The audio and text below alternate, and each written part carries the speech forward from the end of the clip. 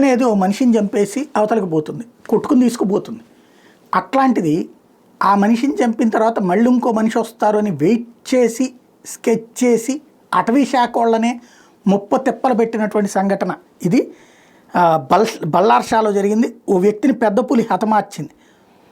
ఘటనాస్థలానికి వెళ్ళిన అటవీ అధికారులు సిబ్బంది మీద దాడికి ప్రయత్నించింది. ఆ తర్వాత దాన్ని బంధించిన సంఘటన మహారాష్ట్రలోని బల్లార్పూర్ అడవుల్లో చోటు చేసుకుంది. బల్లార్పూర్ అటవీ ప్రాంతంలోని కార్వా అడవుల్లో వెదురు సేకరించేందుకు కాగితపు మిల్లు గుత్తేదారు నగీన్ పుగ్లియాకి అటవీ శాఖ అప్పగించింది. మిల్లులో పనిచేస్తున్న మధ్యప్రదేశ్ రాష్ట్రానికి చెందిన లాల్ సింగ్ మడావి 57 ఏళ్ళు వెదురు పరిశీలన కోసం మంగళవారం వెళ్లారు. అక్కడ మాటు వేసిన వ్యాఘ్రం అతని మీద దాడి చేసి హతమార్చింది. విషయం తెలుసుకున్న అటవీ అధికారులు ఘటనాస్థలానికి వెళ్తే అక్కడే వెయిట్ చేస్తోంది. వాళ్ళ మీద దాడికి దిగింది.